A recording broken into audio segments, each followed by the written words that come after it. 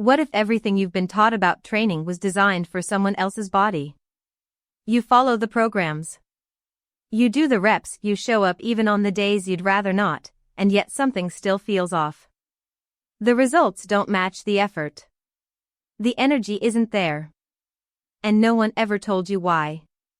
What if the reason you're not seeing results isn't a lack of discipline, but a lack of information that's specific to you as a woman?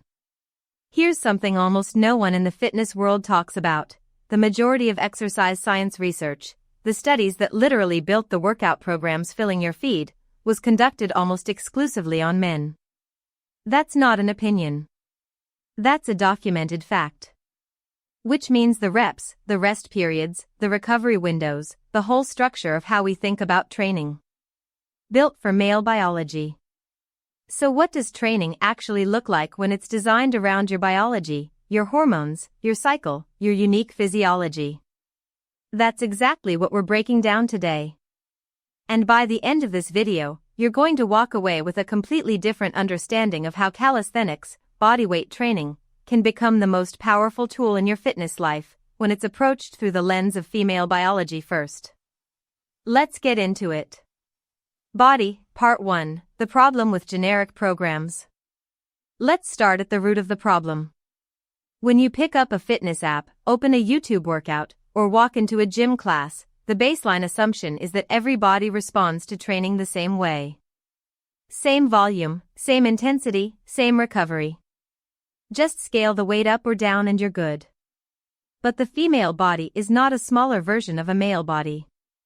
It operates on a completely different hormonal rhythm.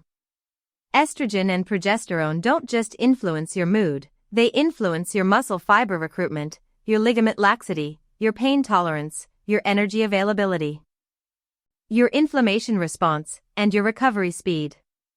These aren't small variables. These are the engine behind how your body performs and adapts to exercise.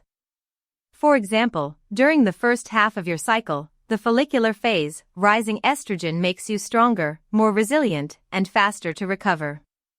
You can push harder, train with more volume, and your muscles will respond. But during the second half, the luteal phase, the progesterone rises, core temperature goes up, energy availability drops, and your body is literally preparing for a potential pregnancy. Pushing at the same intensity you did 2 weeks ago isn't discipline, it's ignoring biology. And this is where calisthenics becomes a game changer. Because bodyweight training is inherently adaptable. There's no barbell that forces you into a fixed load. No machine locking you into a movement pattern. Your body is the equipment. And when you understand your biology, you can adapt the training day by day, week by week, in a way that works with your hormones instead of against them. Body, Part 2, what female biology actually needs. Let's talk about what the science actually says about how women build strength and muscle. Because there are real, measurable differences here, and once you understand them, everything clicks. Women have a higher proportion of type 1 muscle fibers, the slow-twitch, endurance-oriented fibers, compared to men. This means women are naturally more fatigue-resistant. You can handle more volume, more sets, more reps before hitting failure. Your muscles recover faster between sets. This is a biological advantage, but generic bro-split programs designed around male type 2 fiber dominance completely ignore it. What this means practically, women tend to thrive on slightly higher rep ranges with shorter rest periods. Not because they're less capable of lifting heavy, they absolutely are, but because the biology supports volume over max effort singles. A program built around 12 to 20 rep sets with controlled tempo and minimal rest isn't a beginner program. It's a biology-aligned program. Now layer in calisthenics. Push-ups, pull-ups, dips, squats, lunges, planks, hollow holds, these movements can be scaled from complete beginner to elite athlete. They train full-body movement patterns that translate to real life. They build what researchers call functional strength, the kind that protects your joints, improves your posture, and keeps you injury-free long-term. And here's something that doesn't get talked about enough: women are statistically more prone to ACL injuries and joint hypermobility, particularly around the knees and hips. Calisthenics, done well, builds the stabilizer muscles that protect these vulnerable joints. It trains proprioception, your body's sense of where it is in space, which is one of the most powerful injury prevention tools you have. This isn't incidental. This is intentional design. High voltage, but here's where it gets even more interesting, and this is the part most coaches completely skip over. If your hormones change every single week, why is your training program the same every single week? Think about that. Your body is running on a 28-ish day hormonal cycle. Your strength, your recovery, your energy, your mood, your sleep quality, all of it shifts in a predictable, trackable pattern. Yet almost every training program hands you the same Monday, Wednesday, Friday plan and says, repeat for 12 weeks. What would change if you stopped fighting your cycle and started scheduling your hardest sessions around the moments your body is biologically primed to perform? This concept is called cycle syncing, and it's not a trend. The research behind it is real. A 2021 review in the Journal of Strength and Conditioning Research found that women who trained according to their menstrual cycle phases showed significantly better strength gains than those following a fixed program. The body was always capable. The timing just needed to align. Let's walk through what a biology-first calisthenics week actually looks like in practice. Body, Part 3, the biology-first framework in action. Here's how you structure calisthenics around your cycle in 4 phases. Phase 1, menstruation. Days 1 to 5 hormones are at their lowest. Energy is lower. This is not a rest week, but it is a deload week. Focus on mobility work, gentle flow movements, yoga-style bodyweight holds, and breathing drills. This is active recovery. You're maintaining movement without taxing a system that's already under hormonal stress. Phase 2, follicular, days 6 to 13 estrogen is rising. This is your power window.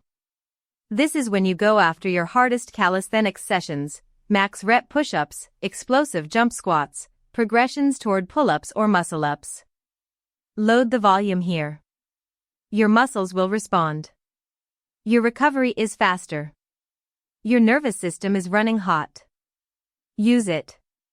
Phase 3, ovulation, days 14 to 16 peak estrogen.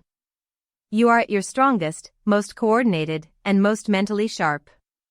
Schedule your personal record attempts here. The movements you've been building toward, your first unassisted pull-up, your first handstand push-up progression, your first full pistol squat, do them now. But also be mindful, ligament laxity peaks here too, so warm up thoroughly and don't skip your joint prep. Phase 4, luteal, days 17 to 28 progesterone rises.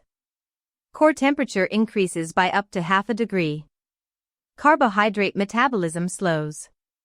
This is the phase where women report the most training frustration, because the output drops and nobody told them it's supposed to. Shift to moderate intensity. Strength circuits with longer rest. Controlled tempo work. Isometric holds. This phase builds resilience. It teaches your body to move well when it's not at its peak, which, by the way, is exactly what real life demands. This isn't a reduction in training. It's a redistribution. Total volume over the month stays the same or even increases.